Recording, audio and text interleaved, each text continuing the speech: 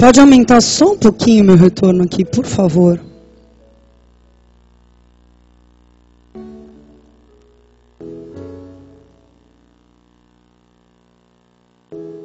Você que trouxe sua Bíblia, abra no Evangelho de João, capítulo 15. Nossa, China! Você já estava aberto, né?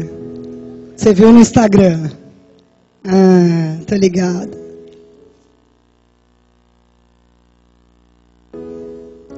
João capítulo 15, a partir do verso 1.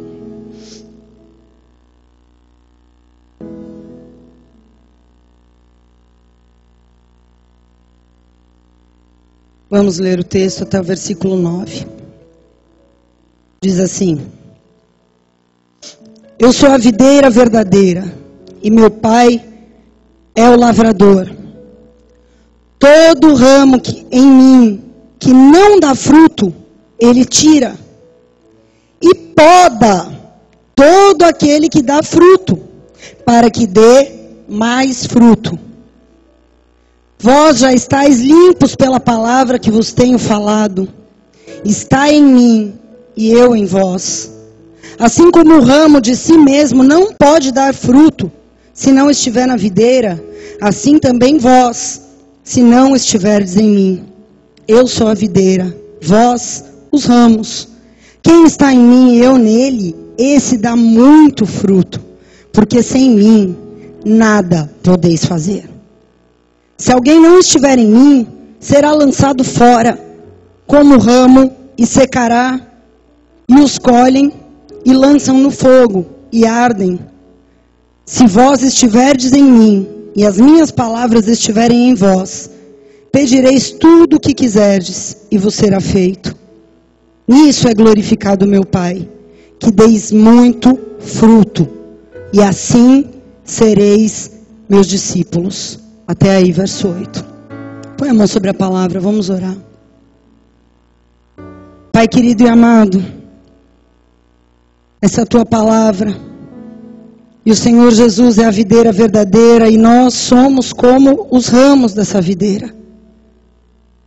E nós não queremos ser como aqueles ramos que caem da videira, mas queremos ser como ramos que permanecem.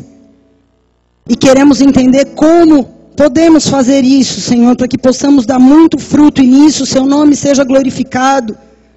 Por isso, toma essa palavra nessa noite, unge essa palavra, faz com que ela penetre na alma, no espírito de cada homem e mulher que está aqui nessa noite, para que essa palavra viva, seja eficaz e produza muito fruto em nós.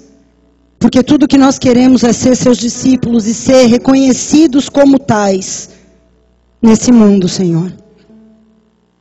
Por isso, toma esse momento, leva todo pensamento cativo ao Senhor, que o Espírito Santo que nos convence de todas as coisas, o único que é capaz de nos quebrantar, de nos fazer voltar atrás, de nos arrependermos, Senhor.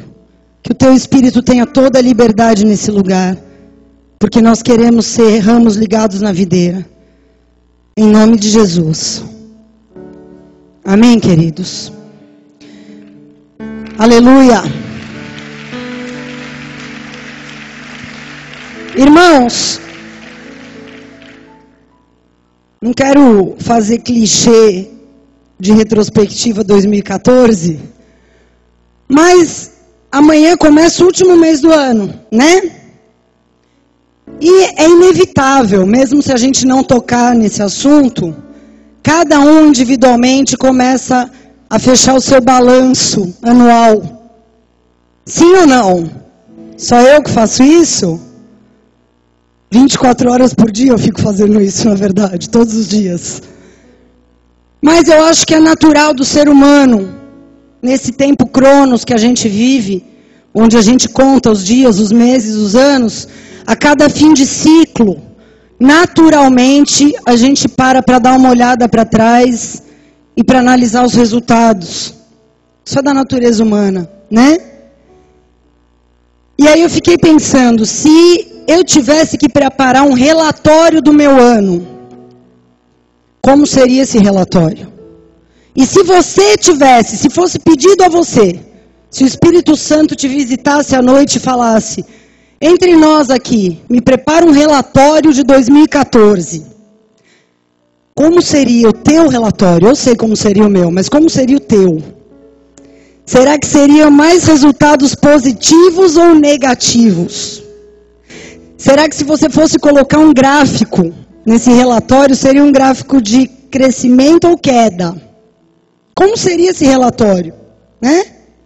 Será que na hora de concluir esse relatório, nas linhas finais, você poderia concluir dizendo, eu tive um ano produtivo, onde eu realizei aquilo que me propus, ou aquilo, melhor ainda dizendo, aquilo que Deus pôs no meu coração, porque muitas vezes a gente se propõe algumas coisas e depois Deus mostra que não tem nada a ver o que a gente queria e a gente acaba mudando para os planos de Deus. Eu sei que muitos talvez nem esperavam que acabaria o seu ano dentro da casa de Deus. Talvez você começou esse ano e você nem conhecia Jesus. Quantos em janeiro ainda não conheciam Jesus? Levanta a mão, só para eu ter uma ideia. Olha aí, quase 30 pessoas ainda não conheciam Jesus. Então, provavelmente no começo do ano você nem imaginaria que o teu relatório ia terminar dizendo, eu encontrei meu Salvador esse ano. Né? Então, teu gráfico com certeza foi de crescimento, porque ele, no mínimo, te salvou em 2014. Mas eu sei que muitas coisas ele tem feito nas nossas vidas, coisas, às vezes, obviamente boas, às vezes não são tão obviamente boas, mas no futuro se revelam boas, e eu vou falar um pouco sobre isso também. Mas, e se a gente tomar, não mais como objeto de análise esse ano, mas se a gente tomar a nossa vida inteira? Se você for fazer um relatório da tua vida sobre produtividade, quão produtiva tem sido a minha vida, quão produtiva tem sido a tua vida. Eu não sei qual é o teu conceito de produtividade. A gente sabe, conversando com as pessoas, a gente tira a conclusão de que para um padrão humano, ser produtivo é você alcançar algumas condições. É você conseguir concluir um curso superior, é você conseguir ter sua casa própria, que hoje não é uma coisa fácil, é você conseguir ter uma família estruturada, um casamento que sobrevive, que é coisa difícil hoje em dia, é você conseguir ser uma pessoa que tem uma saúde estável, que malha, que come bem, que faz exercícios, que tem um padrão de qualidade de vida bom. Para o padrão humano, isso é uma pessoa que tem uma vida produtiva. Mas e para Deus? Diante de Deus, qual é o padrão de Deus? Lendo esse texto aqui, eu entendo que para Deus, o conceito de vida produtiva, a definição de vida produtiva é um pouco mais simples do que para os homens. Para Deus, uma vida produtiva é simplesmente uma vida que dá bom fruto e fruto que permanece. Amém? Até aí tudo bem? Essa palavrinha fruto, ela apareceu no Novo Testamento 66 vezes. Várias vezes ela aparece. Algumas vezes falando de fruto natural, como uvas, figos, frutos que a gente come. Algumas vezes falando sobre fruto do ventre, que são os filhos biológicos de um casal. E algumas outras vezes, como nesse texto que nós lemos, falando do fruto espiritual, cuja definição está em Gálatas 5, 22 e 23. O que é esse fruto espiritual? Que Deus espera que eu produza, e que eu produza não apenas um dia ou um mês, mas que esse fruto permaneça, manifesto na minha vida. Vamos ler aqui em Gálatas 22 e 23. Muitos já conhecem, mas vamos ler para aqueles que ainda não conhecem. Mas o fruto do Espírito é o amor, a alegria, a paz, a paciência, a benignidade, a bondade, a fidelidade, a mansidão e o domínio próprio. Contra essas coisas não há lei. Amém? Essa é a definição de Deus para uma vida produtiva. Então, se a gente quer analisar a nossa vida, a gente tem que olhar para esse versículo e ver como nós estamos caminhando nele, nesses 2 versículos. E nós lemos aqui, no versículo 8, que o fruto do Espírito na nossa vida, que é essas características, provam se nós somos verdadeiros discípulos ou não. Porque eu posso ser um frequentador de uma igreja, eu posso ser um membro de uma igreja, eu posso ser um religioso e não ser um discípulo. Mas nós queremos ser discípulos. Então a nossa vida precisa ter um critério para a gente saber se a gente está conseguindo alcançar isso. Ok? No versículo 16, um pouquinho mais abaixo, aqui ainda no capítulo 15 de João, Jesus disse para os seus discípulos o seguinte: não foram vocês que me escolheram. Eu escolhi vocês e vos designei para que vocês deem frutos por aí. E frutos que permaneçam. Então a gente precisa sair desse evangelho raso, que é o evangelho de eu vim atrás de Jesus para receber uma cura, para sair de uma dívida, para restaurar meu casamento, para tirar meu filho das drogas. Eu vim para ser abençoado e salvo. Não, você tem que mudar a sua perspectiva se você quer ser um discípulo, porque você veio para dar fruto. E você veio para dar um fruto, não só apenas nos dias em que você está alegre, feliz e sem problema. Você veio para dar um fruto que permaneça acima das circunstâncias que a vida vai te apresentar. Porque Jesus também disse que no mundo nós vamos ter aflições. Tudo bem? Então, Jesus usou essa comparação, essa analogia da videira e dos galhos, dos ramos da videira, para que os discípulos entendessem o seguinte: primeiro, uma vida sem frutos é inútil no reino de Deus. Ele disse isso aqui com todas as letras, que a vara que não dá fruto, ela é cortada fora. Ai, que dura essa palavra. Tanto é dura que em diversas passagens também, principalmente em João capítulo 6, diz que as pessoas que só seguiam Jesus, quando ouviam esse tipo de coisa, falavam: essa palavra é muito dura, virava as costas e ia embora.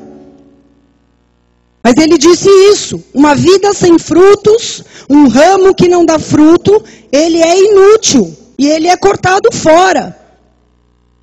E por que ele usou também essa comparação?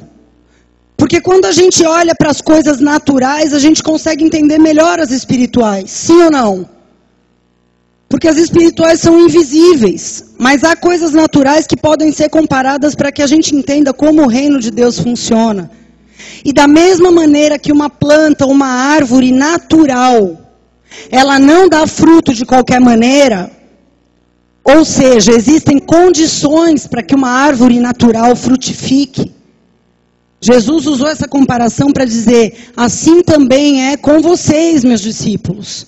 Da mesma maneira que uma árvore natural depende de algumas condições para dar fruto, vocês também dependem de algumas condições para dar fruto. O fruto não é dado do nada. A gente precisa entender como eu posso dar fruto. É sobre isso que nós vamos falar nessa noite. Há várias condições, eu creio que são favoráveis para uma árvore frutificar, mas eu queria falar de apenas 4. Para que a gente possa alcançar essa vida produtiva. E se talvez você olhou para trás nesse ano, ou se você olhou para a tua vida e fala: poxa, eu não tenho dado esse fruto aqui espiritual. Eu olho para esses versículos aqui, amor, alegria, paciência, mansidão, fidelidade, eu não vejo minha vida aqui. Mas ainda é tempo de você dar fruto. Porque a Bíblia diz no livro de Jó que há esperança para uma árvore, ainda que ela seja cortada, arrancada, que se ela sentir o cheiro das águas do rio de Deus, ela pode voltar a dar frutos. E se esse for o seu caso, que você se abra para sentir esse cheiro das águas de Deus nesse lugar. Porque enquanto há vida, há esperança. Amém? Ninguém está tão mal que não possa voltar para o lugar de onde saiu e que volte a dar fruto. E a primeira condição que eu quero falar nessa noite, para uma árvore, ou para um ramo que está ligado à videira dar fruto, é cultivar raízes. Você pode dizer isso? Cultivar raízes. Se você quer ter uma vida frutífera, você precisa ter raízes. Em várias coisas. Porque uma árvore sem raiz, ela perece. Isso é fato. Se você ler um livro de biologia, você vai entender isso muito facilmente. Sem raiz, não há fruto. Sem raiz, não tem como você permanecer de pé. E hoje em dia, a gente vive num tempo onde as pessoas estão muito independentes e muito desenraizadas. As pessoas já não têm mais raízes na sua família. Não têm raízes com seus amigos. Os relacionamentos são extremamente descartáveis. As pessoas não têm mais raízes na igreja onde congregam. Se desligam e ligam, e agora inventaram uma história de desigrejados, que são aquelas pessoas que são cristãos, mas não têm igreja. Pessoas sem raiz. Enfim, a Bíblia me diz o contrário. E eu quero dizer para você nessa noite. Está lá em Jeremias 17, versos 7 e 8. Bendito o varão que confia no Senhor e cuja esperança é o Senhor. Por quê? Porque ele é como uma árvore plantada junto às águas, que estende as suas raízes para o rio. E ele não tem medo quando vem o calor, mas a sua folha continua verde. E no ano de seca, ele não se cansa, nem deixa de dar fruto. Essa única passagem nos dá uma razão que é totalmente suficiente para a gente entender que a gente precisa ter raiz. Sem raiz, você não consegue suportar tempos de seca. Você não consegue passar momentos de crise, de estresse, de desertos. Eu e você precisamos ter raízes. Porque senão a gente não sobrevive quando as coisas estão escassas. Seja o que for. Eu não sei quantos já ouviram falar, mas foi uma coisa que me marcou e me impressionou muito. Já ouviram falar de uma árvore chamada sequoia? Quantos já ouviram? Muitos já ouviram. Há uns quase 20 anos atrás eu pude ver pessoalmente uma sequoia lá na Califórnia. São árvores de mais de 100 metros de altura. E com mais de 1000 anos. É impressionante, você vê aquele gigante na sua frente. E você parar para pensar, principalmente porque a Califórnia é um lugar com muitas intempéries, né? Que tem muito terremoto, enchente, incêndio a rodo. Toda hora a gente vê no jornal incêndios que pegam e varrem quilômetros do estado da Califórnia. E aquelas árvores continuam ali. Centenas e centenas e centenas de anos. Várias gerações passaram, vários terremotos passaram. Crises aconteceram no país, os índios foram mortos, os ingleses invadiram, tomaram conta, tudo aconteceu. E as sequoias estão ali no mesmo lugar. Agora eu vou te falar, as raízes dessa árvore são maiores do que a gente. São gigantes e se estendem ao longo. São quase tão grandes quanto as árvores algumas. São raízes poderosíssimas. E é só por causa dessas raízes que aquelas árvores estão ali e aguentaram tudo. E assim é o homem e a mulher que confia no Senhor. Como uma árvore plantada, que tem raízes que se estendem, que está presa no Senhor, na sua palavra, na sua igreja, no corpo de Cristo. Então não tem medo quando vem o calor. Pode vir o calor. Porque no calor, a folha continua verde. E no ano de seca, ela não deixa de dar fruto. Tem pessoas que dependem, se está tudo bem, elas dão fruto. Se não está tudo bem, ela deixa de dar fruto. mas aquele que está plantado, que tem raízes, que sabe quem é o seu Deus, sabe? É por isso que a Bíblia diz lá em Provérbios 12, versículo 3, olha o que diz: a raiz dos justos nunca será removida. A raiz de uma pessoa que anda em justiça, que anda segundo a palavra de Deus, que anda em santidade, que anda temendo ao Senhor, ela nunca será removida. O que isso quer dizer? Quer dizer que a pessoa que anda em justiça, ela está apta a passar por períodos de seca, a enfrentar as tempestades da vida, a enfrentar as crises, os terremotos, as opressões, porque a sua raiz nunca, é a Bíblia que está dizendo isso, nunca será removida. Isso quer dizer que um justo, ele pode ficar sem chuva por um longo período de tempo, e mesmo assim continuar vivo e dando fruto. Isso é possível. Amém? Isso é possível. Sabe o que é um tempo de seca? É um tempo onde você aprende a viver sem coisas que você achava que não poderia viver sem. Onde as pessoas vão embora, onde o dinheiro acaba, onde vem uma enfermidade, onde aquele emprego que você contava tanto como uma segurança, você é mandado embora num corte. Coisas que você achava, não, isso aqui é uma coisa onde eu tenho uma segurança. Na seca você não tem, isso lhe é tirado. É aquela luta que muitas vezes você tem que enfrentar sozinho, que por mais que tenha pessoas que te amem, ninguém pode entrar com você. São situações que a gente tem que passar, porque isso faz parte do dar um fruto que permaneça.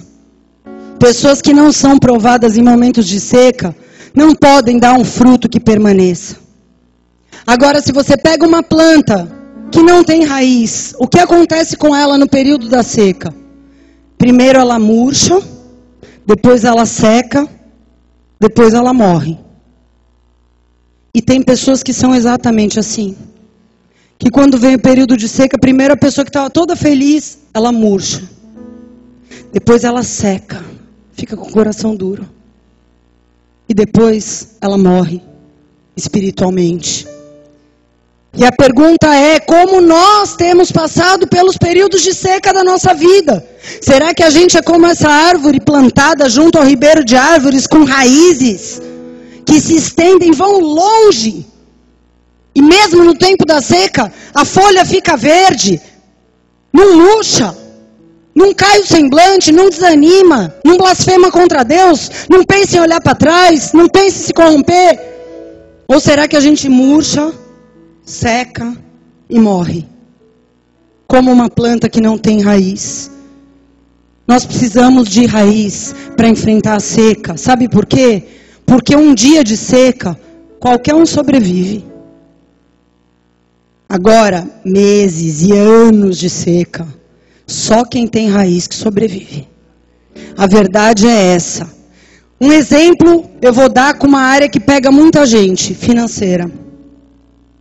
Se a pessoa não tem raiz, ou se a raiz dela é muito xoxa ainda, muito fraca, o primeiro mês que ela está entrando num aperto financeiro, ela fala, mês que vem eu tenho fé que melhora. Aí chega o mês que vem e não melhora. Aí chega outro mês, depois do mês que vem, o terceiro mês. Aí ela já começa a ficar meio assim. E já começa a murchar. O louvor dela não é o mesmo, a fé dela não é a mesma, o compromisso dela com as coisas de Deus não é o mesmo. Aí vem o quarto mês, e aí ela começa a secar, e começa a duvidar do amor de Deus até, e do cuidado de Deus, e do propósito de Deus. E no quinto mês, ela morre. Mais ou menos assim que funciona. Com vida sentimental, é mais ou menos assim. Com os nossos projetos e sonhos que a gente quer fazer do nosso jeito, é mais ou menos assim também. É tudo a mesma coisa. Mas como é que a gente cultiva raízes? No Salmo 1, diz assim: feliz é o homem que não anda segundo o conselho de ímpios, nem se detém no caminho de pecadores, nem se assenta na roda dos escarnecedores.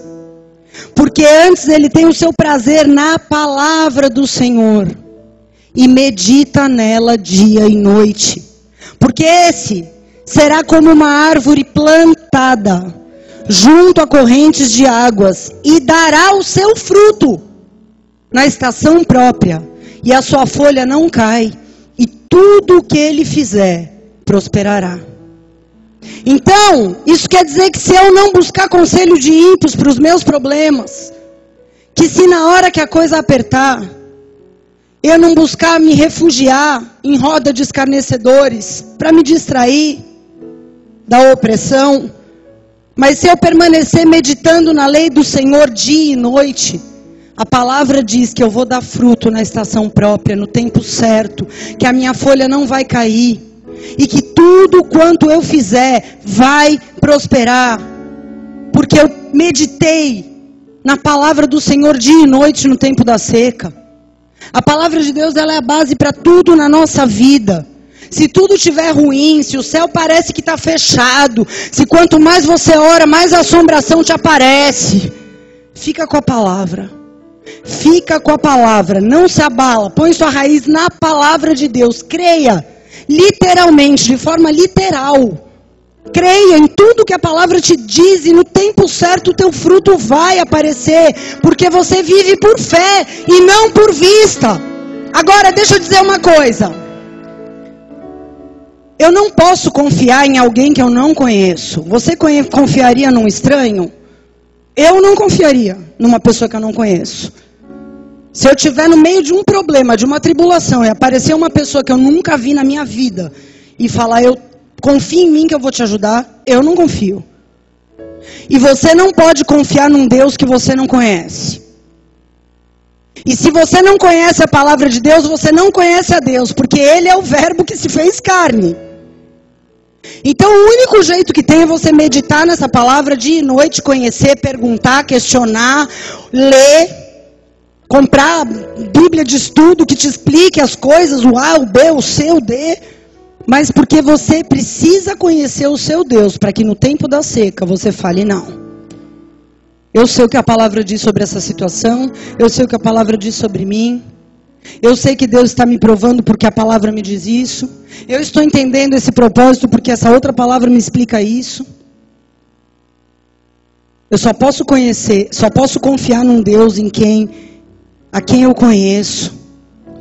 Quem conhece a palavra tem fortes raízes espirituais. Tem uma história que marcou muito a minha vida, eu já falei várias vezes, e cada vez eu falo uma situação diferente, referente à mesma história, que é daquele irmão Yun, aquele chinês, que está vivo ainda, mas que é como um apóstolo Paulo dos nossos dias. E uma coisa que ele conta na história dele, ele foi preso 33 vezes, e foi duramente torturado.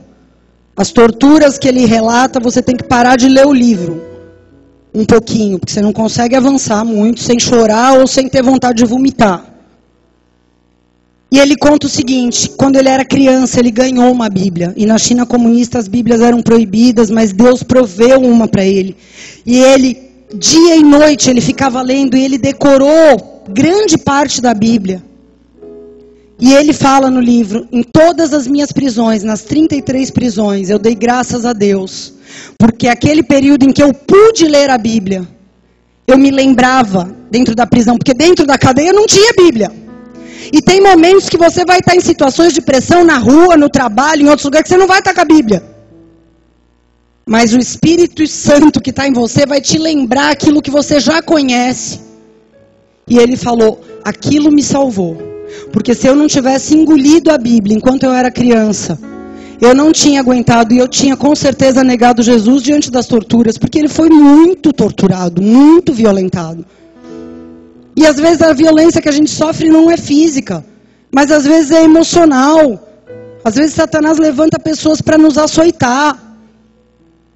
Situações onde a gente se sente extremamente oprimido, aprisionado até. Mas se eu conheço o meu Deus, se eu conheço a sua palavra, o Espírito que está em mim, ele serve para isso. Para me trazer a palavra, para me lembrar, para me sustentar naquele momento, porque eu tenho raízes. Eu estou firmado na palavra. Quantos estão comigo? Amém? Aplauda o nome do Senhor.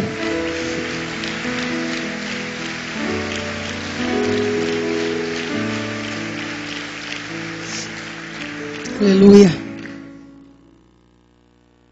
A segunda condição para um discípulo frutificar é eliminar as ervas daninhas. Você pode dizer isso? Eliminar as ervas daninhas. Jesus falou sobre isso lá na parábola do semeador, em Lucas 8, verso 11, ele diz assim: essa, pois, é a parábola. A semente é a palavra de Deus. Os que estão à beira do caminho são os que ouvem, mas logo vem o diabo e lhes tira do coração a palavra, para que não suceda que, crendo, sejam salvos. 13. Os que estão sobre a pedra são os que, ouvindo a palavra, a recebem com alegria, mas estes não têm raiz e creem apenas por algum tempo, mas na hora da provação se desviam, que são os que a gente acabou de falar. Agora o 14. A parte que caiu entre os espinhos são o quê? Ervas daninhas. São os que ouviram e indo no seu caminho são sufocados pelas preocupações, riquezas e deleites dessa vida. E o que acontece com eles? Não dão fruto com perfeição. Olhe para cá. Versículo 14. Falam daqueles que foram sufocados por ervas daninhas. Espinheiros são ervas daninhas. E por serem sufocados, não podem dar fruto com perfeição. E constantemente a gente tem que se avaliar se não tem ervas daninhas crescendo ao redor da nossa vida para sufocar esse fruto que a gente quer tanto dar. Jesus mencionou aqui 3 tipos de ervas daninhas. Ele disse a preocupação, que é o quê? É a ansiedade que consome algumas pessoas. Tem pessoas que são consumidas por situações que roubam o seu tempo, que roubam a sua energia, que tiram o seu sono, que tiram a sua paz e que fazem com que o foco dela não esteja mais em Jesus, mas na coisa. Então a preocupação é uma erva daninha, porque ele disse: lançai sobre mim toda a sua ansiedade, porque eu tenho cuidado de vocês. A ansiedade bate, eu sei. Mas a gente tem que lançar toda hora fora. Com a erva daninha é a mesma coisa. Se você sabe o que é uma erva daninha, você sabe do que eu estou falando. A segunda erva daninha que ele fala nesse texto é o dinheiro. Porque tem pessoa que só pensa nisso. Só vive para isso, só reclama disso. Toda hora que você vai falar com a pessoa fala que não tem, faz cara feia, grana curta, não deu nesse mês. Ai, que pena, não vou poder. Só fala disso. Tem gente que eu já nem falo mais coisas sobre vamos em tal lugar, ou vamos comer uma pizza. Porque a pessoa, você vê que a pessoa está com o coração naquilo. Porque se não tivesse, Deus provia, Deus abençoava, as pessoas se compadeciam. Mas é um negócio que domina a mente de cada pessoa, cara. Que você fala, meu Deus, essa pessoa está sendo sufocada por isso. Ela não consegue crer que se ela buscar em primeiro lugar o reino, Deus vai acrescentar as demais coisas. Ela não consegue, é um bloqueio, porque ela está sufocada por causa da questão do dinheiro. Vive descontente com o que ganha, com o que tem, e isso sufoca o espírito. Isso sufoca o espírito. E o terceiro que ele diz são os deleites dessa vida. O que são os deleites dessa vida? São os prazeres carnais. Pecados ou tentações que muitas pessoas cultivam. Não se desapegam. E muitas vezes andando na igreja. Por muito tempo. Com aquele negócio que a gente chama assim, né, de pecadinho de estimação. Tipo um ursinho. Ah, pode me tirar tudo. Ah, mas isso aqui não dá. E a pessoa ela vai andando. Mas com um negócio de estimação. aquele pecado que ela não quer largar de jeito nenhum. Ela já sabe que é pecado, mas ela fez uma aliança com aquilo. Então ela tem potencial, mas ela não dá fruto. Quanta gente tem potencial, mas por causa dos deleites dessa vida estão sufocados. Não saem do lugar. Agora eu quero perguntar uma coisa para você. Todo mundo sabe o que é erva daninha? Aquelas trepadeiras que você vê casa abandonada, que, você não vê, a casa virou uma árvore. Já viram isso? Por quê? Você precisa plantar uma erva daninha, eu te pergunto? Não. Eu nunca vi semente de erva daninha em lugar nenhum. Ninguém planta. Ela cresce sozinha. Tudo que você precisa fazer para uma erva daninha dominar uma situação é você não arrancar quando você logo percebe ela. Deixa ela lá. Volta 3 meses depois para você ver o que aconteceu com o imóvel. Foi consumido pelo negócio. Quem já viu trepadeira sabe. Amém? Só que com a nossa vida é a mesma coisa. Você vê um negocinho ali, mas você não dá muita bola. E aquilo vai, quando você vê, você está sufocado. Por preocupações, por angústia por causa de dinheiro e por causa de deleites dessa vida. E sabe o que Deus me falou? Erva daninha é um sinal de negligência. Da mesma forma que assim é com um muro, com uma casa, com um imóvel. Por que uma trepadeira toma uma casa? Porque o proprietário do imóvel negligenciou. Ele viu o pezinho começando a crescer e falou, não, isso aí daqui a 5 meses eu volto. Só que quando ele voltou, estava tomado. E assim é com a nossa vida. Quando a gente fala, não, ficar 2, 3 dias sem orar, não tem problema. Não li a Bíblia essa semana, mas tudo bem. Não estou querendo muito comunhão com os irmãos, mas tudo bem. Você vai deixando, aquele negócio vai crescendo de uma maneira que quando você vê, você foi totalmente sufocado. Não tem como a gente negligenciar oração, Bíblia, comunhão, transparência, porque se a gente fizer isso, as ervas daninhas, elas estão o tempo inteiro querendo crescer, e o tempo inteiro a gente tem que ficar arrancando, porque é difícil. Tem pessoas que têm uma rotina estressante, cansativa, que trabalham muito, que acordam muito cedo, dormem tarde, é difícil. Eu não estou falando para vocês que é fácil ficar arrancando a erva daninha. Mas eu estou dizendo que se a gente deixar as ervas daninhas, vão nos impedir de dar fruto.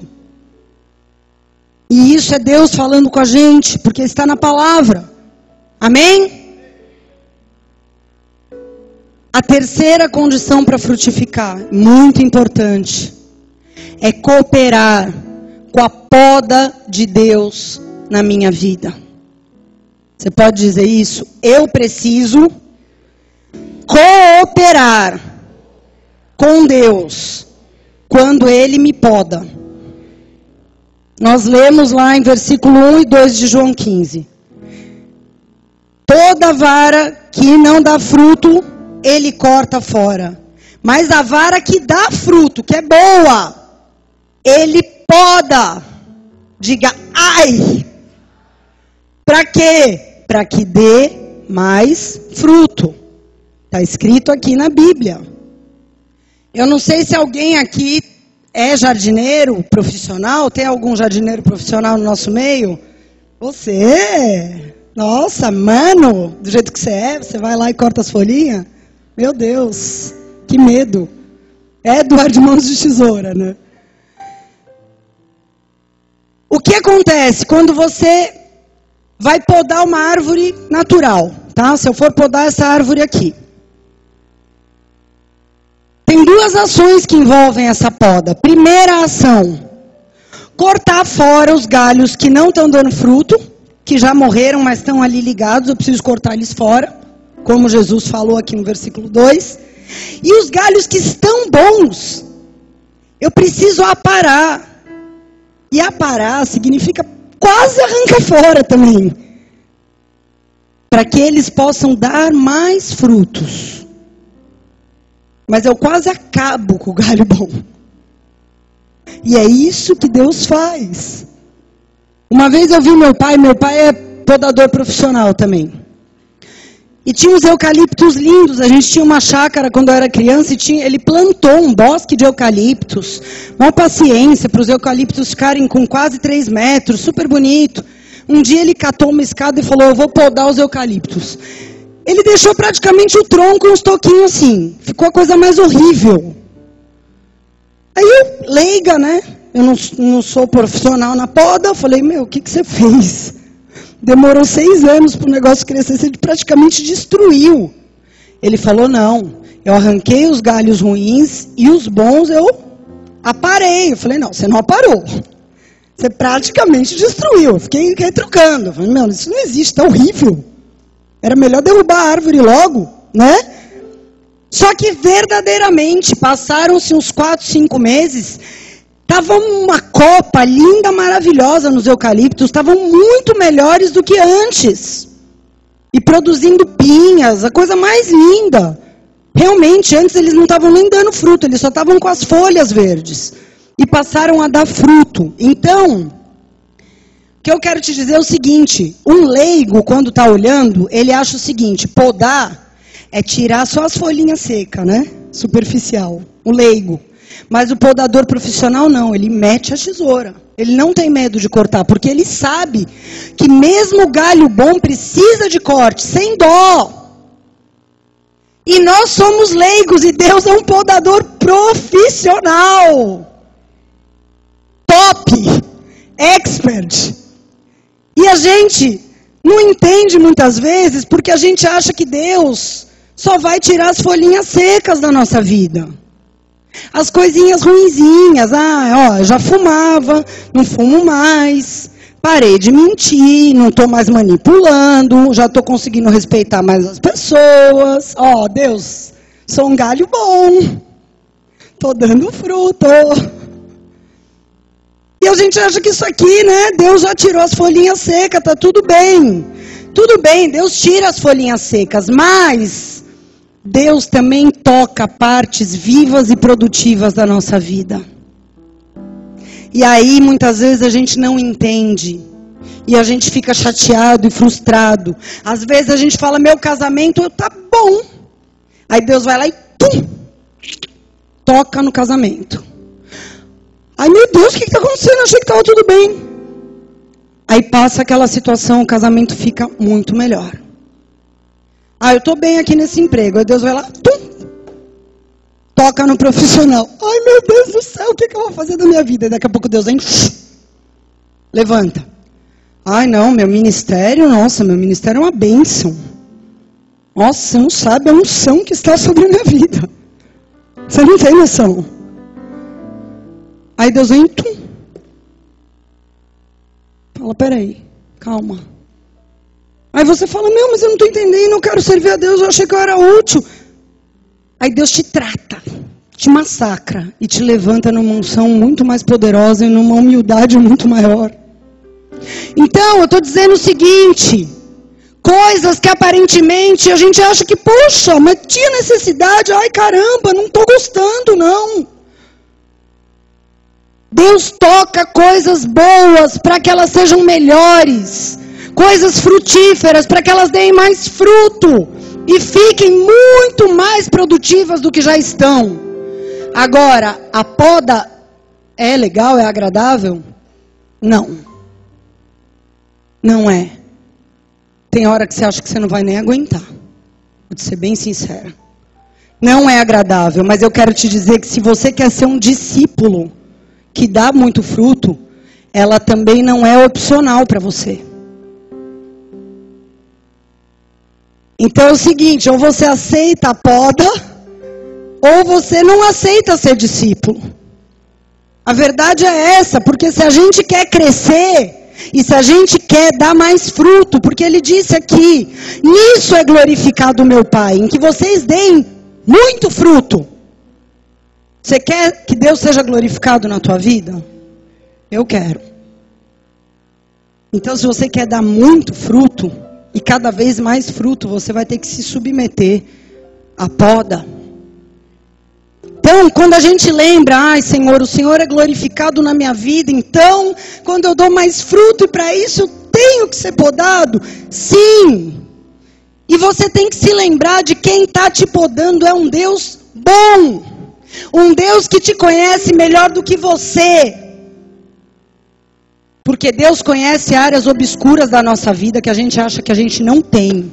Mas Ele vê o que a gente não vê.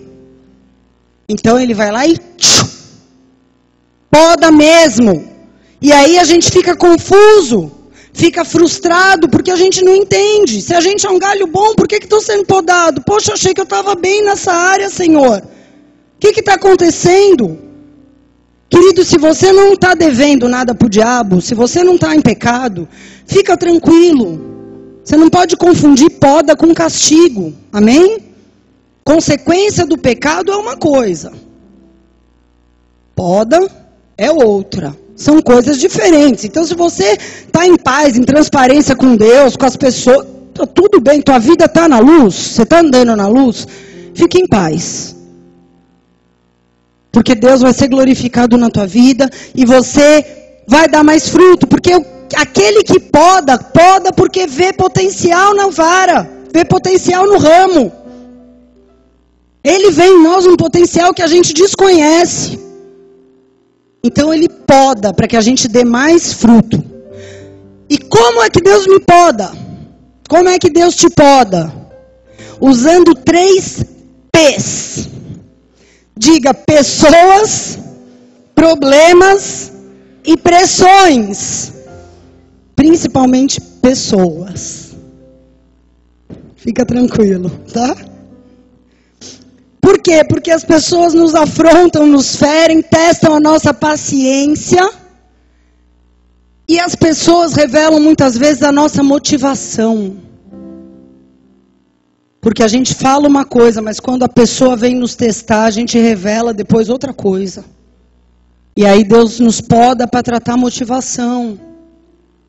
Problemas que muitas vezes a gente mesmo criou. E não queria que, não, mas Deus vai resolver.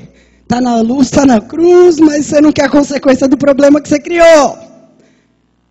E Deus traz para te podar. Não estou falando de pecado, estou falando de coisas que a gente faz e que a gente não acha que não vai dar em nada. Mas que são importantes para o nosso crescimento, para o nosso caráter. Pressões. Quando a gente sofre uma perda grande, quando a gente está pressionado para tomar uma decisão que pode mudar a nossa vida. Como é difícil. Às vezes tem pessoas que chegam aqui no fim do culto e falam: eu tenho uma decisão para tomar até terça-feira. Eu falo: meu Deus. Pressões são podas de Deus na nossa vida. E a poda dói, mas sabe o que ela faz? Ela corrige o crescimento da planta. Ela corrige o crescimento. E as plantas podadas, como eu falei, elas ficam feias. A aparência não é bonita. E muitas vezes a gente se preocupa muito com a aparência. Mas quando a poda vem, Deus revela o coração. Porque se você estiver preocupado com a aparência daquilo que Deus está tocando, você vai se revelar. Mas no fundo, o que a gente precisa entender é que o propósito da poda é positivo. Porque aquele que foi podado ficou feinho, mas no futuro ele vai dar muito mais fruto do que aquele que não foi tocado por Deus. Daquele que não foi podado por Deus. O propósito da poda sempre é positivo. Mas a poda pode falhar. Como? Se eu e você não cooperarmos com Deus. Se eu e você resistirmos a Deus. Se eu e você nos magoarmos com Deus, melindrarmos com as pessoas, então o nosso caráter não vai mudar. E o efeito da poda vai se perder. Estão entendendo? Deus vai tentar de novo? Deus vai tentar de novo, porque Ele é paciente, longânimo. Mas a poda pode ser muito produtiva e rápido o crescimento de novo. Se a gente cooperar com Deus. Se a gente não resistir a Deus. Se a gente for a favor de Deus. E o que a gente precisa entender principalmente é que Deus produz esse fruto do Espírito na nossa vida, colocando situações opostas do que aquilo que a gente quer. E a gente não entende isso. E por isso que a gente se revolta. Porque, por exemplo, você fala: eu tenho dificuldade de amar as pessoas. Senhor, eu preciso do fruto do amor e do perdão. Aí Deus coloca as pessoas mais difíceis do planeta ao teu redor. Você acha que Deus vai derramar uma poção do amor sobre você. Corações rosas sobre a tua vida, caindo do alto. Vem um profeta no culto e fala, eis que te digo, corações rosas estão caindo sobre tua cabeça. Receba a unção do amor. Não é assim, querido. Você está querendo amar? Senhor, eu preciso amar, eu tenho dificuldade de perdoar. Então Deus vai colocar situações cabeludas que você fala, eu nunca perdoaria. E aí Deus vai falar, você não quer fruto do amor? Vai lá e perdoa. Se fizer de novo, perdoa de novo. E ama. E se reconcilia. E chega junto. E dá a mão. E puxa. Você quer aprender a perdoar? Deus vai mandar situações que vão te ferir a beça para você aprender a perdoar. E amar. Incondicionalmente. Você quer o fruto da fidelidade, da santidade? Senhor, eu quero ser santo. Vai vir, o que vai vir? Tentação e situações de corrupção. Para você resistir ao diabo e ele fugir de você. E aí você consegue ter o fruto da fidelidade a Deus, a tua esposa, ao teu marido. Estão entendendo? Então, queridos, a lei, a palavra de Deus, que é a lei da nossa vida, ela é muito clara sobre semeadura e colheita. E a gente tem mania de orar pelo fruto, que é o que a gente quer alcançar. Só que a gente está invertendo a ordem dos fatores. E isso altera, sim, o produto. Porque, como eu falei, se eu ficar orando, Deus me dá amor, me dá amor, me dá amor. E Deus põe as pessoas difíceis. E eu as rejeito, eu não as amo, eu não as perdoo. E meu coração é assim, e Deus vai ter que derramar. Não, Deus não vai ter que derramar. Porque Deus está mandando a semente, Deus está mandando as pessoas difíceis. Porque primeiro a semeadura e depois a colheita. E a gente quer o fruto direto, a gente não quer a semente. Então, o que a gente tem que entender é que primeiro a semente, depois o fruto, e aí a gente entende os propósitos, os tempos, as estações de Deus. Se Deus permitir, eu vou pregar dia 21 sobre as estações de Deus da nossa vida. Porque a gente precisa entender as estações para a gente poder mudar de estação. Se a gente fica lutando descontente com a estação, se a gente não abraça a nossa estação, a gente não muda. O cara está 10 anos no inverno. Aleluia. Amém? Então, ao invés de orar pelo fruto, vamos começar a orar, Deus me ensina a amar a semente. Porque Deus tem enviado sementes. A gente é que tem rejeitado a semente, porque a gente quer pular a etapa, a gente quer o fruto. A gente é imediatista. Me dá a semente, Senhor, porque eu vou abraçar a semente, eu vou plantar e eu vou dar esse fruto que permanece para a glória do Senhor. Amém? Aplauda o nome dele.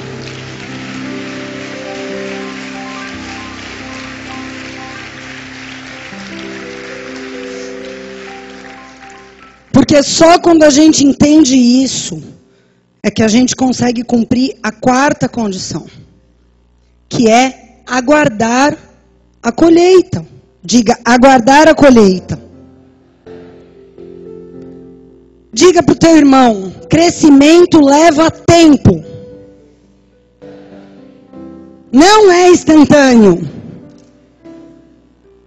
As pessoas semeiam e daqui a meia hora elas querem colher.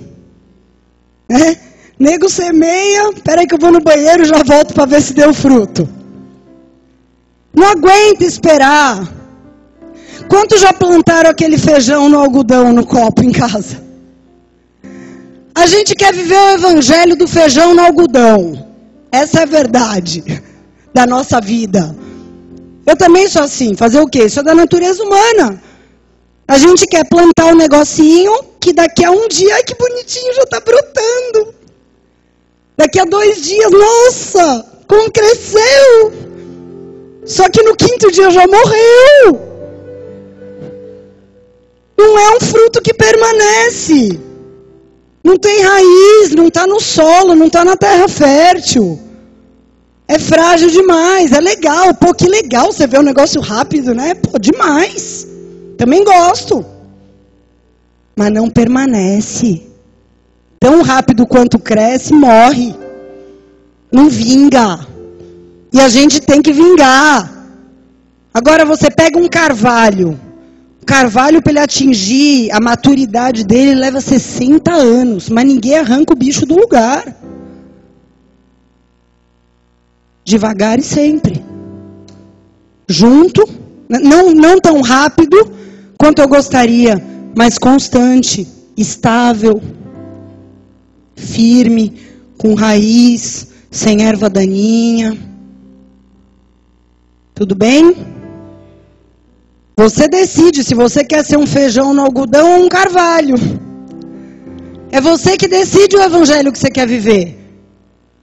Feijão no algodão, tudo bem. Mas eu quero ser um carvalho de justiça, como o profeta Isaías diz. Amém? Olha o que Jesus disse sobre o grão, sobre a semente. Em João 12, 24, ele diz o seguinte: em verdade vos digo, se o grão de trigo caindo na terra não morrer, ele fica sozinho. Mas se morrer, dá muito fruto. E talvez você possa olhar hoje para a sua vida espiritual e você fala, um tempão já passou e eu ainda não sou essa pessoa que dá muito fruto, ou talvez nem dê fruto. Não vejo muita diferença, ainda tenho lutas com as mesmas coisas. Parece que tem área que minha vida não avança e talvez ainda não deu muito fruto, ainda não chegou a tua colheita, porque você ainda não morreu para muitas coisas. Porque ele disse, se o grão cair na terra boa, a terra boa é o reino de Deus, você já caiu na terra. Você é um grão que caiu na terra. Se você está aqui sentado, você caiu na terra. Mas se não morrer, ele fica sozinho. Fica lá. Mas se morrer, ele dá muito, muito fruto. Então, o nosso papel qual é? Morrer. O segredo da colheita qual é? Morrer. Porque o meu papel é morrer. Essa é a minha parte da história.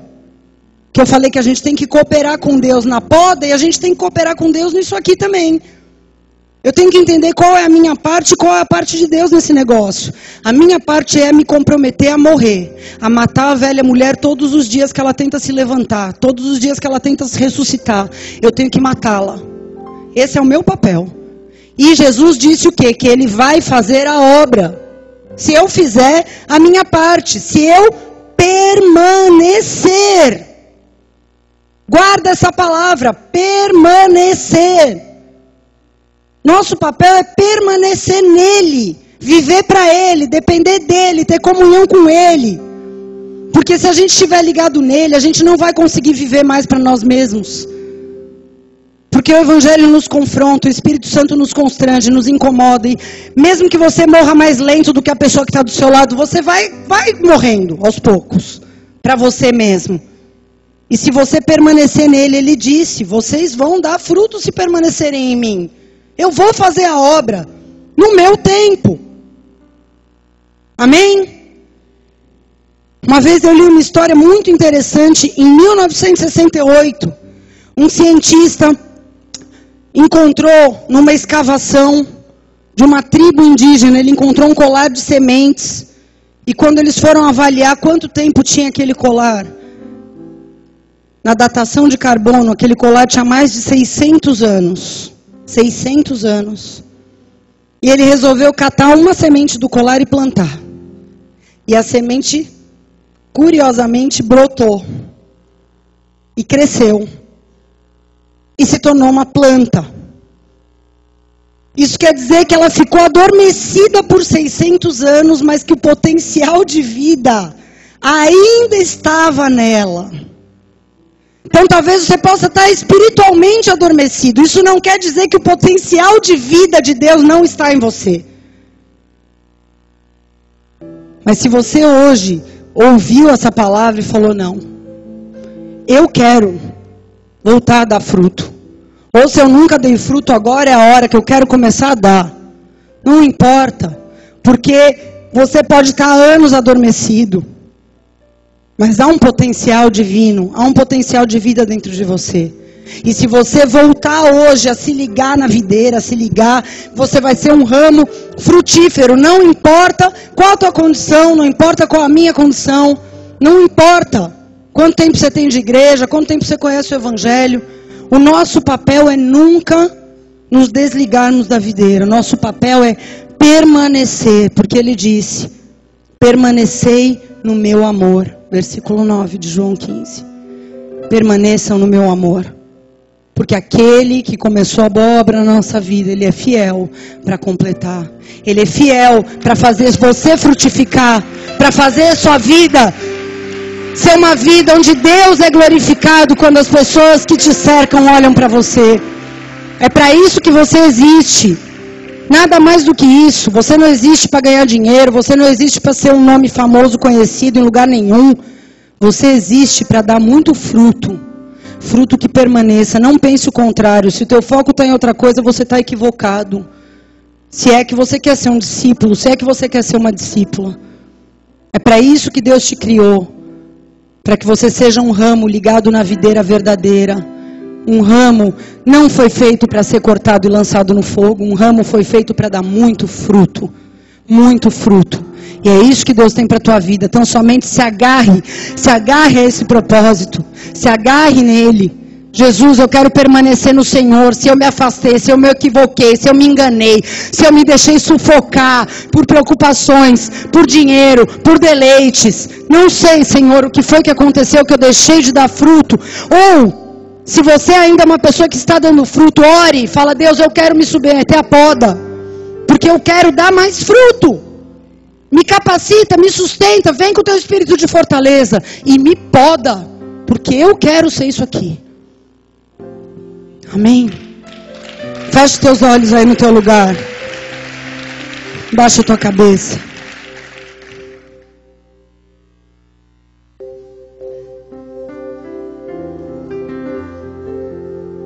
Aleluia. Eu gostaria de falar com aqueles que talvez estejam nos visitando nessa noite.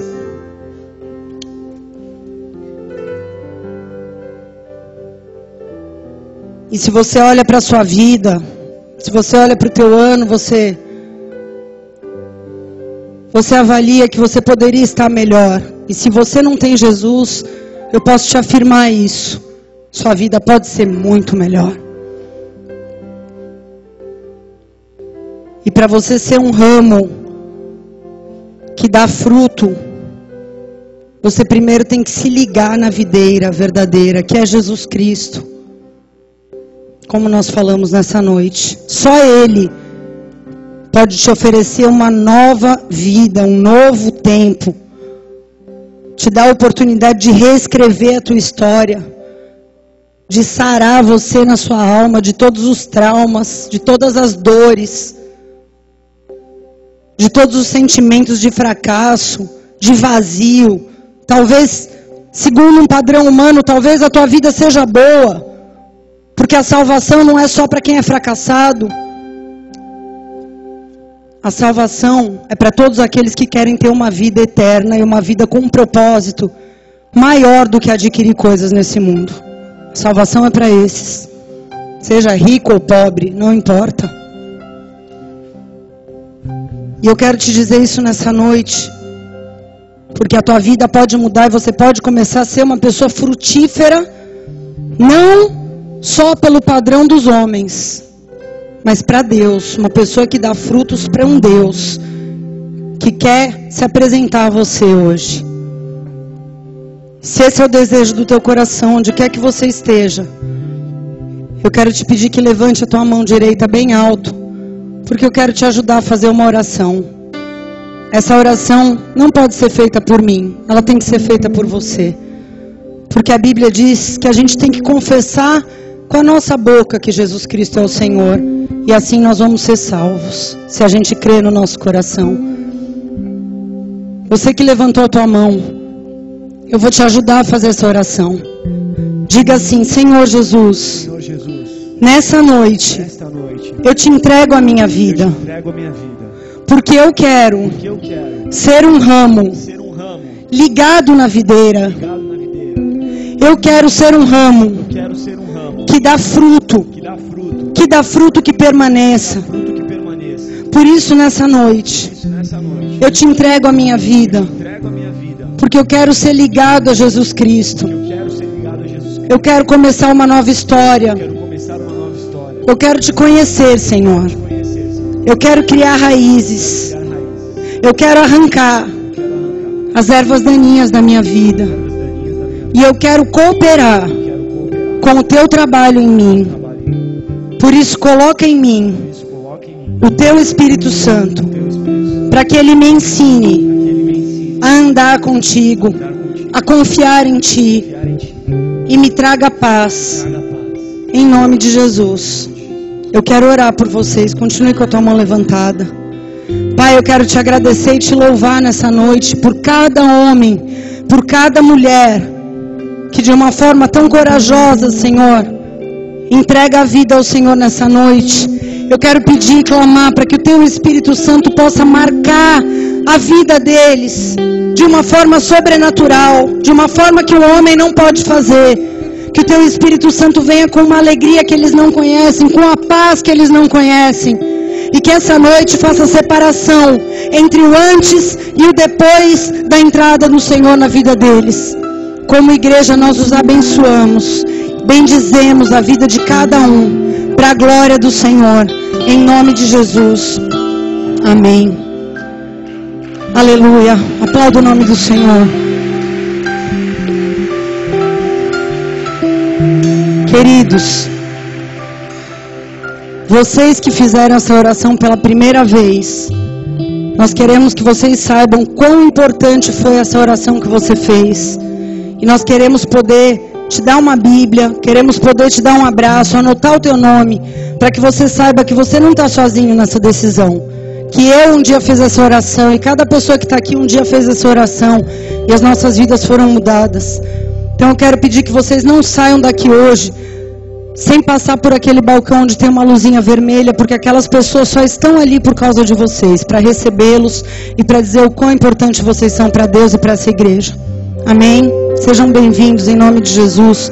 Vamos nos colocar de pé. Nós vamos adorar o Senhor com uma canção. E eu quero que cada um se apresente agora diante do Senhor. Nós, em poucos momentos, vamos tomar a ceia, vamos participar da ceia do Senhor. E que você, diante dessa palavra, não importa se você é um ramo frutífero, se você é uma semente que estava adormecida, uma pessoa sufocada, coloca a tua condição diante do Senhor e peça para que Ele venha te vivificar nessa noite, para que você seja um ramo frutífero, um discípulo onde a glória de Deus é refletida. Amém? Nós vamos adorar a Deus. Feche teus olhos aí no teu lugar. Não se preocupe com nada. Esse é um momento íntimo entre você e Deus. O cheiro das águas brotará como planta nova, florescerá, seus ramos se renovarão,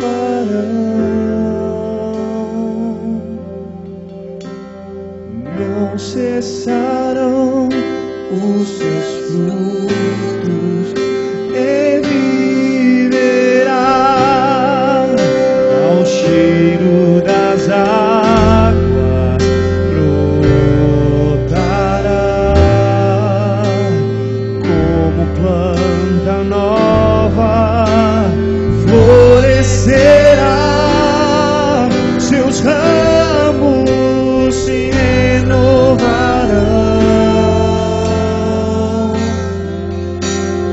não cessarão os seus frutos, reviverá ao cheiro das águas brotará como planta nova,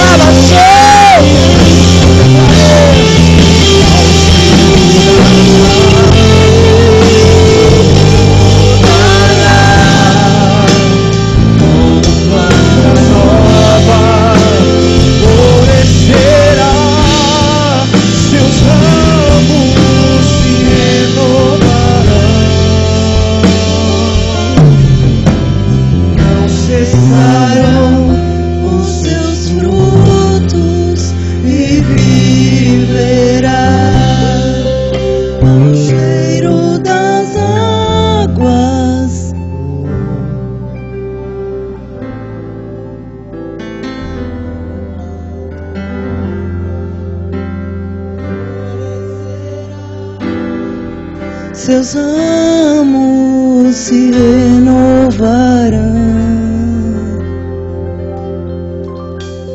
não cessarão os seus frutos e viverá.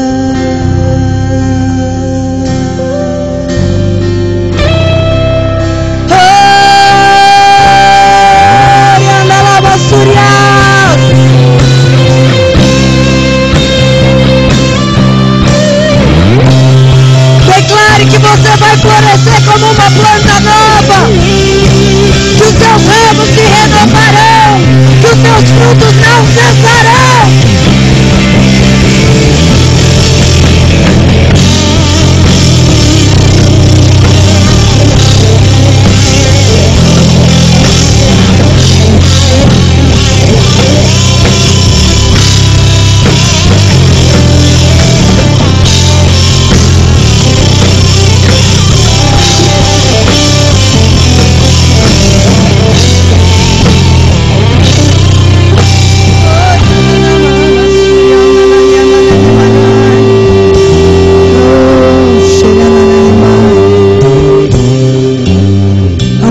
De ressurreição e vida nesse lugar, eu creio nisso, eu creio nisso.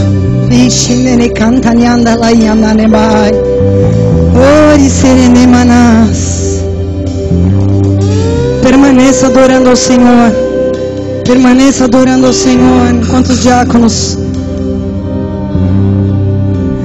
ao cheiro das águas,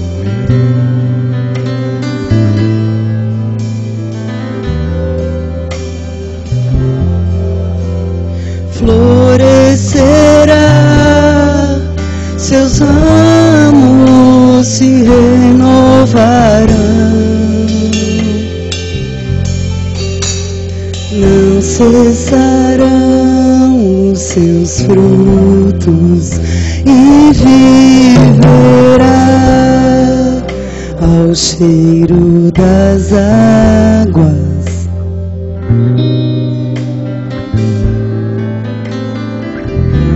Planta nova florescerá, seus ramos se renovarão, não cessarão os seus frutos e viverá. Senhor, nós te apresentamos esses elementos que simbolizam o fruto da videira, o teu sangue derramado por nós naquela cruz e o teu corpo entregue por nós, moído por causa dos nossos pecados, Senhor. Que esse momento santo, Pai, não seja tomado como algo comum, mas que na beleza da tua santidade e em memória do teu sacrifício, que foi por causa desse sacrifício que nós estamos aqui, e fazendo jus a ele, em memória de ti, Senhor, nós consagramos esses elementos, em nome de Jesus. Nós vamos adorar o Senhor enquanto os diáconos, presbíteros e pastores vão servir. Vocês vão esperar uns pelos outros enquanto nós adoramos. E se você entende o que significa o sacrifício que Jesus fez por você, e se você trata isso com valor e não com desprezo, você pode participar. Se você entende. Se você não entende, fique tranquilo, fique na liberdade. Amém? Vamos adorar o Senhor. Entregue seu coração para Jesus. Te preparamos um lugar para que venhas reinar.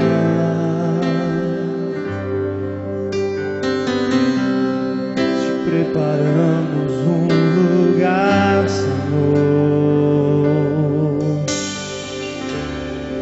para que possas desfrutar. Apagam-se as luzes, estão sobre os homens,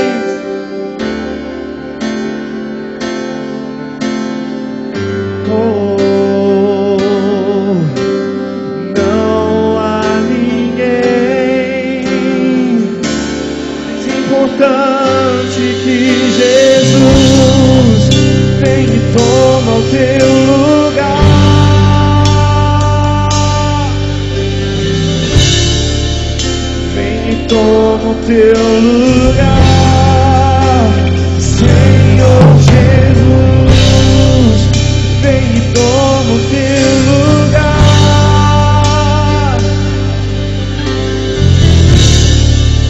vem e toma o teu lugar.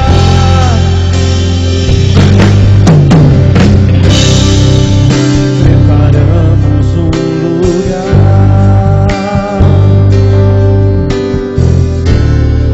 para que venhas reinar.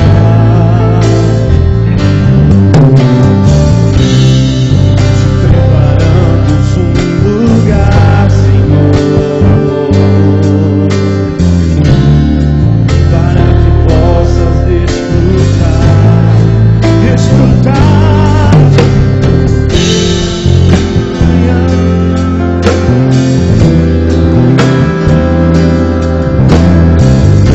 Só tu mereces brilhar.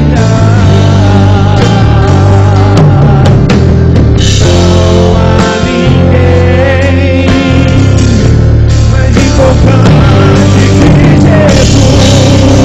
Vem e toma o teu lugar.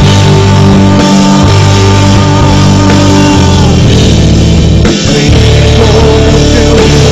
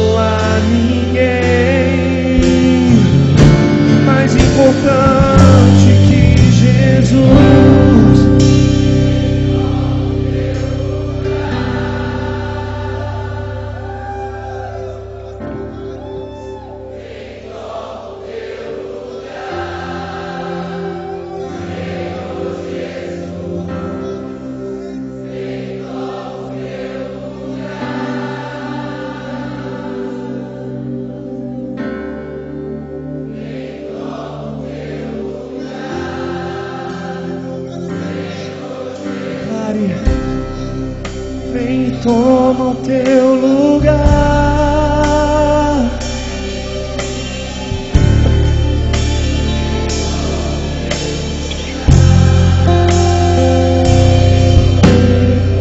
Nessa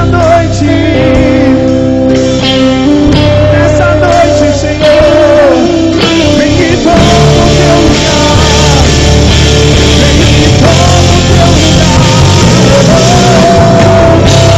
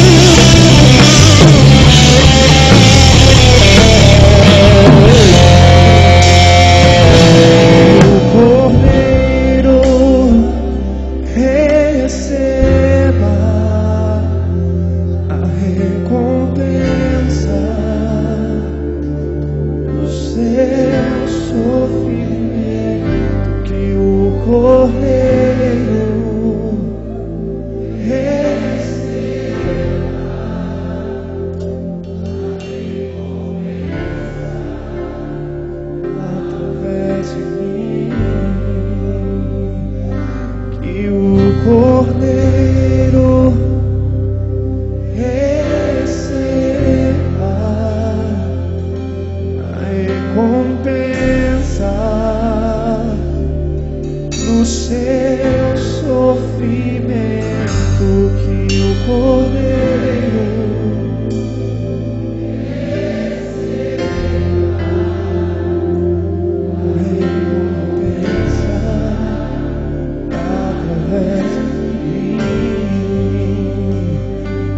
pela graça isso acontecerá. Entregar minha vida é dom do Senhor, e ao Cordeiro que reina entre nós eu dou minha vida.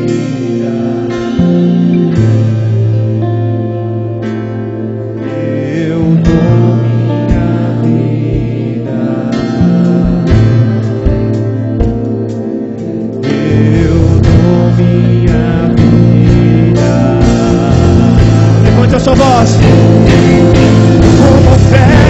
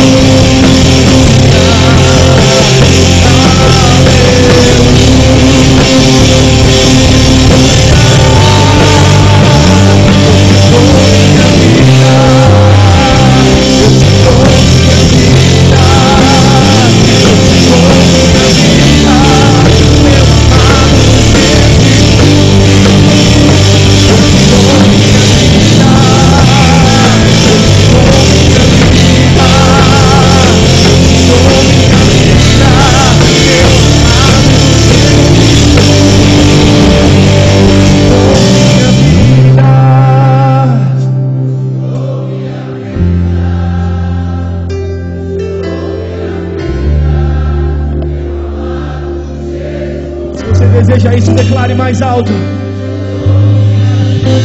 Com minha vida,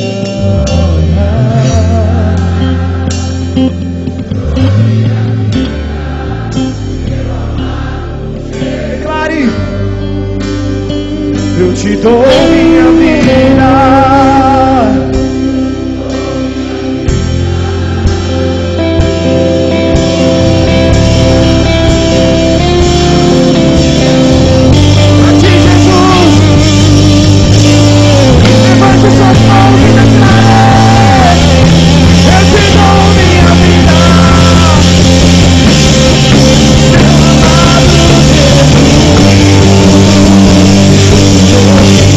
Yeah.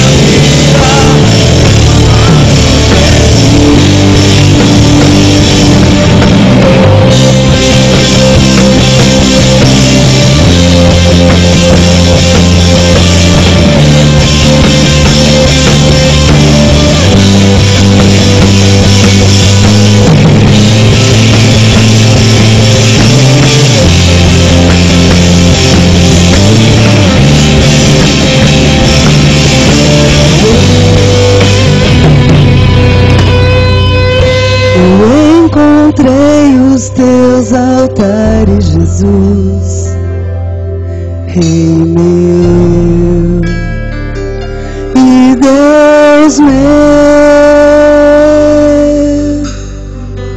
Eu encontrei os teus altares, Jesus, Rei meu e Deus meu. Aleluia.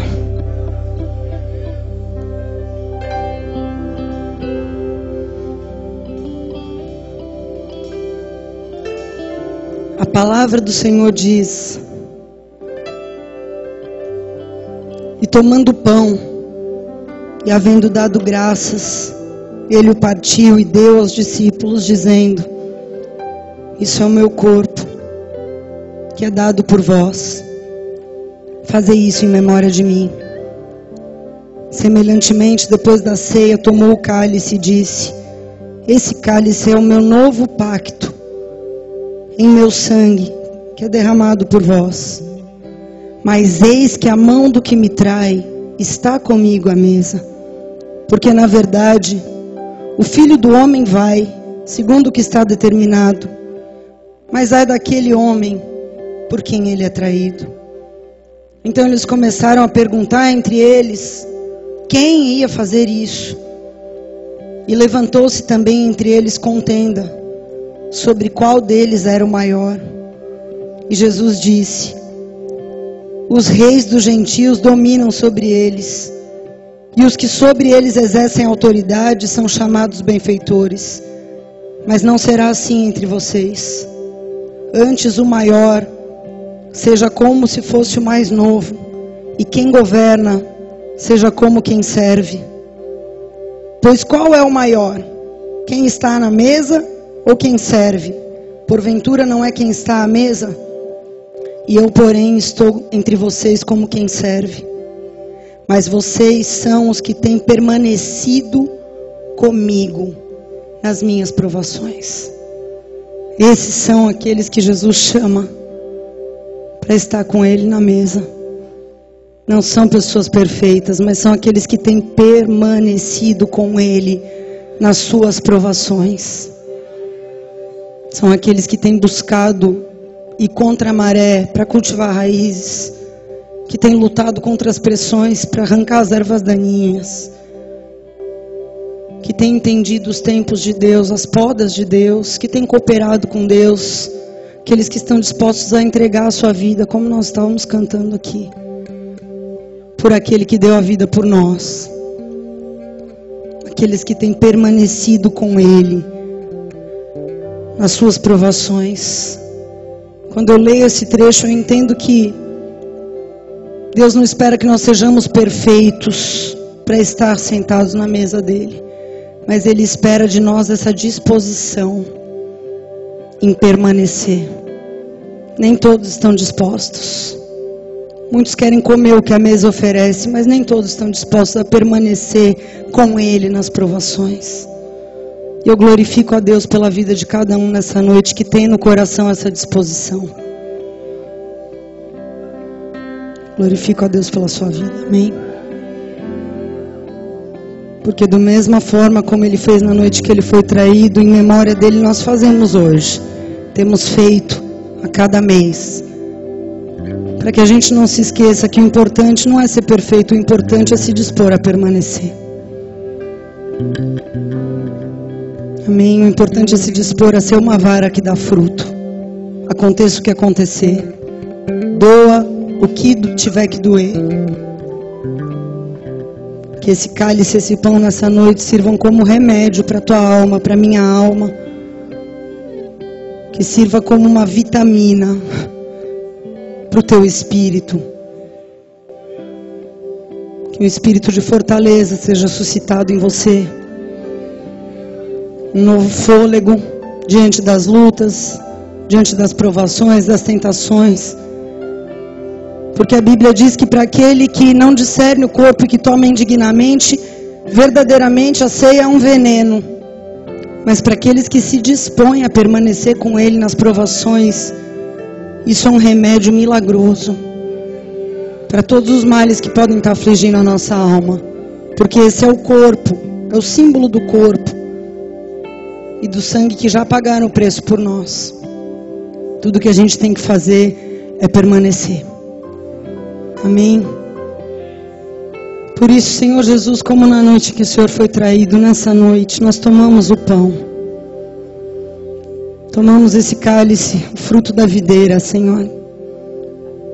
E em memória do Senhor Jesus, nós comemos e bebemos, celebrando a sua morte, mas também principalmente a sua ressurreição.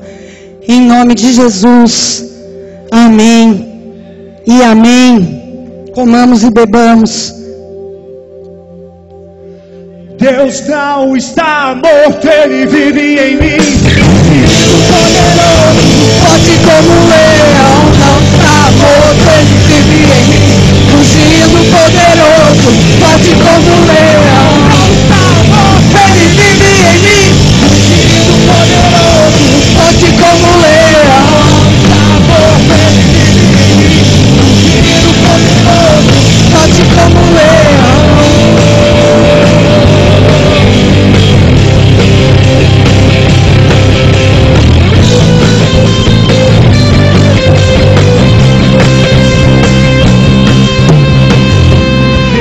Explodiu amor em seu poder. No fundo amor pra ver acontecer uma revolução. Pois agora eu sou livre. Esse mundo eu vou vencer. Deus não está morto, Ele vive em mim. O ungido poderoso, forte como um leão. Não está morto, Ele vive em mim. O ungido poderoso, forte como um leão. Não está morto, Ele vive em mim. O ungido poderoso, forte como um leão. Não está morto, Ele vive em mim. O ungido poderoso, forte como um leão. Não está morto, Ele vive em mim.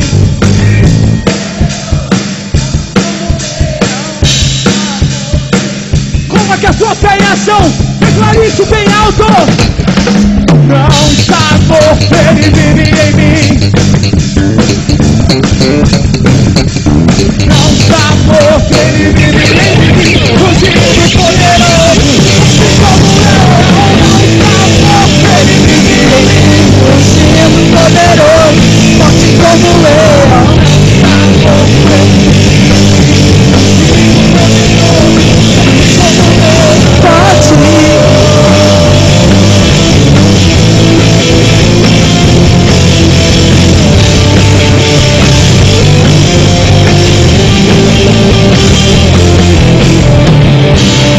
Aleluia! O leão da tribo de Judá, a raiz de Davi, ele está vivo.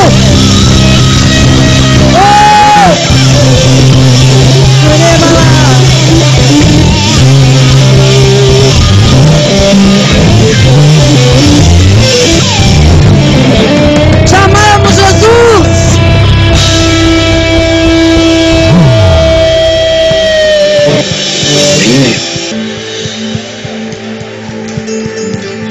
Glória a Deus. Aleluia. Pegue na mão da pessoa que está do seu lado.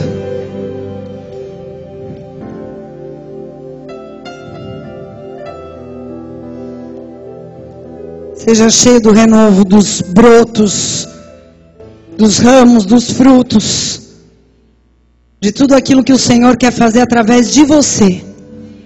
Amém? Aquilo que Ele quer fazer através de você, é só através de você. Não tente transferir para outros.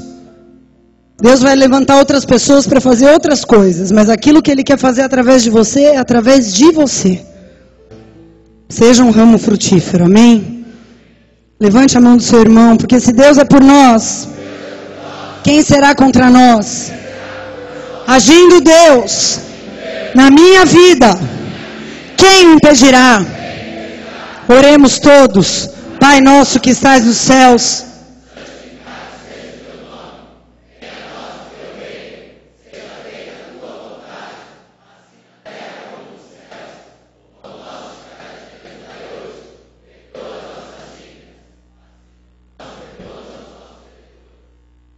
Deixe cair em tentação, mas livra-nos do mal, pois teu é o reino, o poder e a glória para sempre. Amém e amém. Levanta tua mão direita bem alto.